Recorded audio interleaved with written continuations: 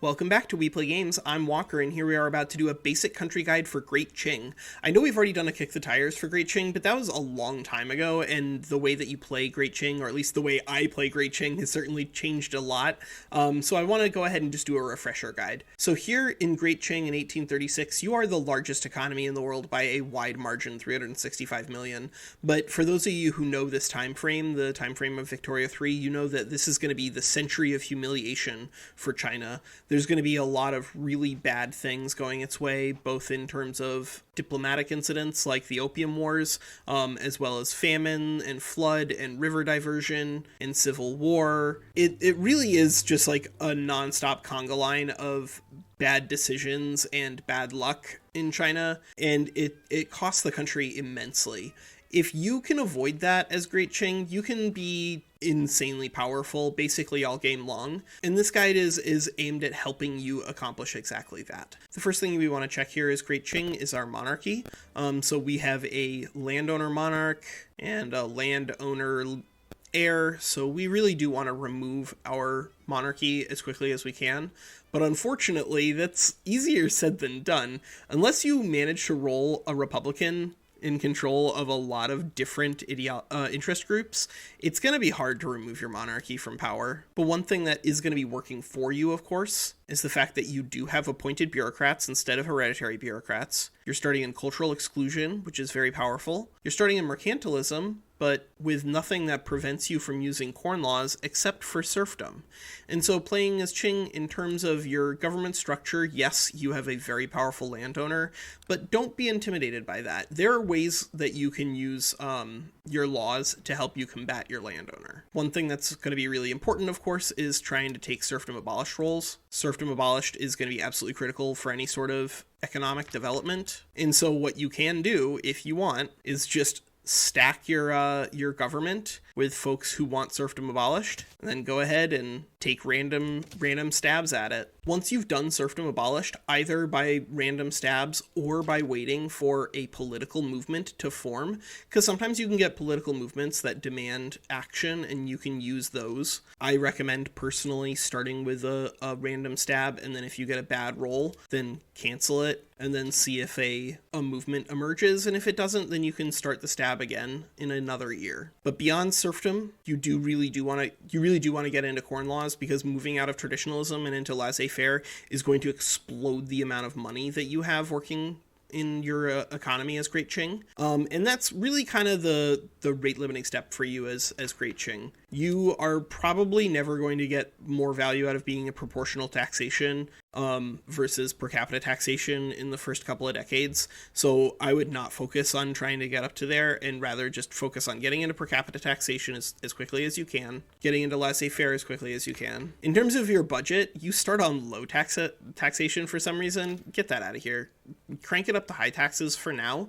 You're going to have some events that are going to be pretty bad in terms of standard of living for a little while, so I would avoid going into very high if you can. I'm also going to recommend just strand a road maintenance in Shanxi and Beijing, and then use another one moving around the country wherever you're building.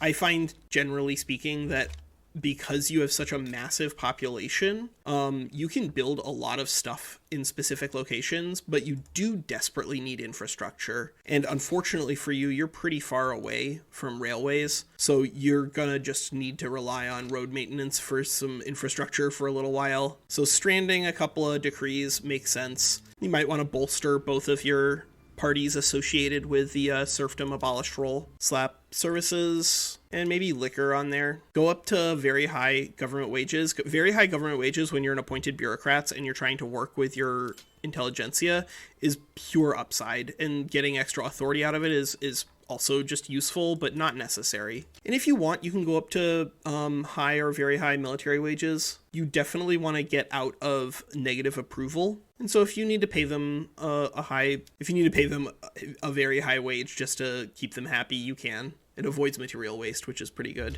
In terms of your buildings, there's actually some weird stuff going on here. So for instance, as China, should you be in ox-powered plows or in harvesting tools? So if you remain in ox-powered plows, then you keep these 9,000 laborers employed. On the other hand, if you switch over to the tools, then you're going to increase the demand for tools. Personally, I recommend switching over to just using tools as for basically everything. Automation is not to be feared because it can be supplemented via import routes from countries. Also switch your unit production in development over to cannon artillery. That'll allow you to start importing guns from Russia. One thing that's very important as China, I think, is to re-roll your save file until you have a friendly Russia. A friendly Russia makes your start just way easier as China. You can also afford to adjust your command structure a little bit. When it comes to your diplomacy, I think that you should aim to get cannons imported from Russia. Give yourself a little bit of time on ticks, and then go ahead and ban opium.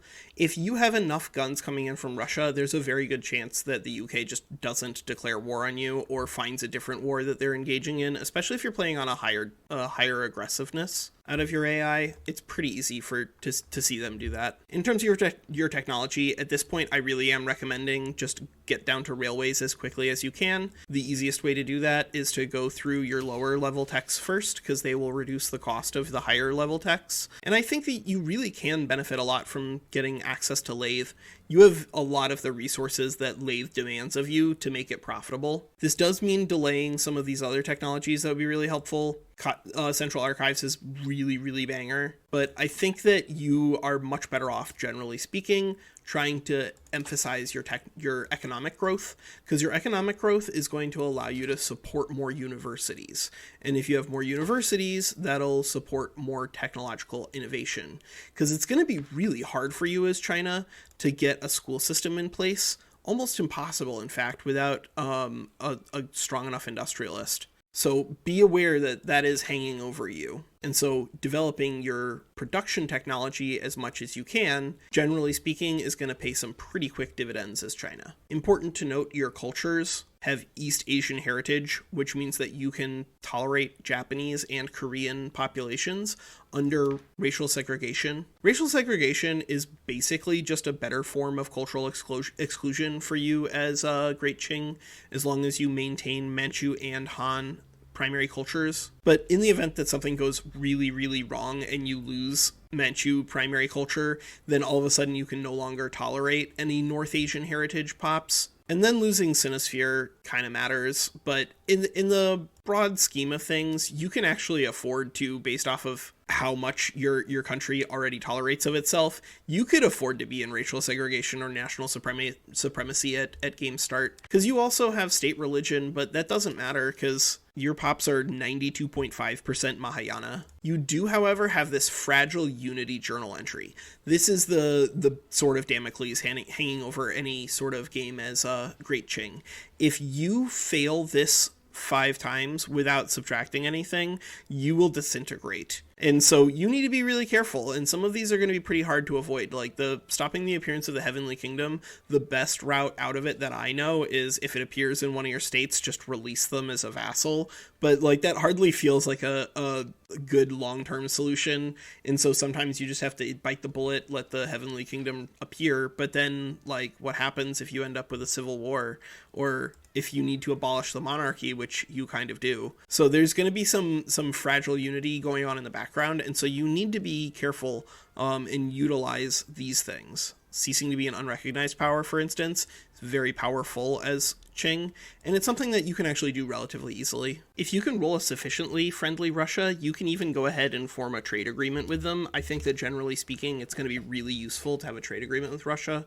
You can, if you want to, back down to Great Britain and not get into the Opium Wars, but I think that generally speaking, even if you're trying to industrialize in relative peace, that you should go ahead and add the Opium Crisis, because that way, if you ever choose to change your strategy, you can ban the opium trade, but if you back down, you can't. So go ahead and take that. So yeah, when you click ban on opium, it apparently clears all of your construction sectors, so just be aware of that. It is a known bug out there. All right, so the UK has indeed decided to attack us, but that's okay. We're just going to take British war reparations, and we could take the treaty port in Malaya. I wouldn't hate taking that treaty port. And that's exactly why I think that you can go ahead and just take random chance stabs at serfdom abolished, because you can occasionally get them. Now, of course, in order to take advantage of corn laws, literally the only thing that we're going to need here is encourage exports. And we can even switch over to an incredibly high legitimacy government if we want to, which will allow us to run even higher taxes, which is going to be helpful because we are going to need to mobilize all generals. All right, and now we are fighting the UK and their assembled armies, but I'm not too worried about it. Our strategy here is basically just going to be deploy naval invasions in a couple of different spaces, get ticking war score, and then just wait it out, because we should be able to defeat the British fairly easily from here. All right, so the bounce bug is going to work in our favor here as China. The British were able to land troops, but we were able to take our troops that were stationed nearby and just immediately drive the British troops off. So that's how you can like fight these Europeans here. And we successfully landed on Singapore, so we are going to gain this ticking war score. We even landed in Guyana. And pretty soon into your little journey, I think you should definitely add a pretty beefy stack of universities in Beijing. All right, so here is why we are in corn laws. So we can get a new leader for our age. In this case, we have a new leader with this market liberal personal ideology. Go in here, switch over to laissez-faire. This is going to explode the amount of bureaucracy that we need, but that's okay. If we have to switch over to building government administration for a little while, I'm not going to be heartbroken. We are, of course, going to dramatically increase our demand for paper, so I'm going to go ahead and just start setting up some paper import routes. Hopefully we can convince foreigners to help us. Development of the laissez-faire and our massive amount of universities here. I'm going to go ahead and actually recommend that we go for society should be ruled by philosopher kings. The larger your economy is, the more you get from this, and because we're going to be building up to level 21 university really quickly, I think we can absorb a pretty healthy size here. So because we're developing this giant university in Beijing, we're going to need a lot of paper mills, and one way we can do that is take advantage of our current economy of scale. We have a level 8 paper mill in Suzhou. Let's go ahead and add 5 construction sectors there, and then we'll add 10 more paper mills. And those paper mills are also going to be really helpful because it's going to allow us to develop our bureaucracy more as well. We got lathe unlocked, dye workshops. All right, so there we go. We capitulated Great Britain, and now we are immediately the rank 3 great power in the world. Tibet is going to demand independence. I don't think so. Oh, and by getting that little event there, we were able to actually roll a theocrat for our ruler, or for our leader of the ideology group for Confucian scholars. So if we want, once we're done with laissez-faire finally, we could potentially move over to being a theocracy, which is going to be important. You do need to end your monarchy in some way, because you really cannot hold on to these Manchu rulers for long. They're not very effective. So I hear some of you in the back say, why are we building such an enormous university in Beijing when we can only use a cap of 86? It's because the unspent innovation is going to spill over here into tech spread, and so it's going to actually help us get through our technologies even faster, which is, I think, so unbelievably important that we are actually going to add more universities here.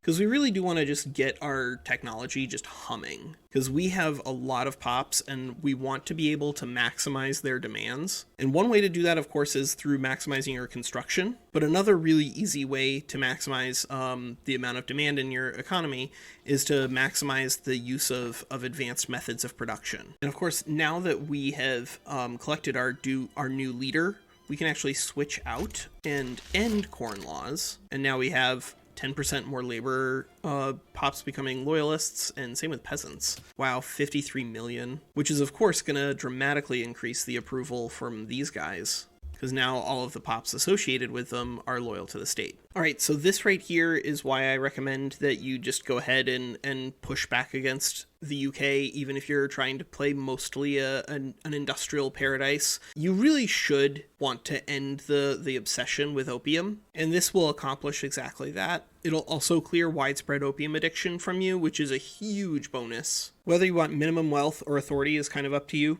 Generally speaking, though, I recommend authority because authority is going to give you the ability to implement more consumption taxes. But there's a dark side here is the Great Qing. So once you've won the Opium Wars and gotten that really huge loyalist bump, then you can potentially abandon the things that got you here. And if you've researched stock exchange technology, then you can go ahead and you can use your free market landowner and switch into free trade. And this is actually going to be very powerful for Great Qing, primarily for the big reason that you, with 370 million right now, Pops, you are the economy of the world. And so the more resources you can bring in and send out of your exchange here, the better. And that's going to allow you to dramatically grow your economy. And one of the easiest ways to support that import-export is free trade. And then, of course, the other way to strong arm import-export is to go ahead and build up a really big navy, which we are working on right now. Just dropping down naval bases all over your coast is a very powerful way to play. That's going to allow you to build up some pretty big naval stacks. And then you can start demanding treaty ports all over the world, especially if you've won your force recognition, either from Great Britain or from France. Then you can start demanding treaty ports on majors with relative impunity. There are going to be few majors and big minors who can seriously resist a Great Qing that is ascendant. All right, so with free trade now on the books, we can conduct an awful lot more trade, but the biggest rate limiting step when it comes to utilizing that trade is going to be convoys.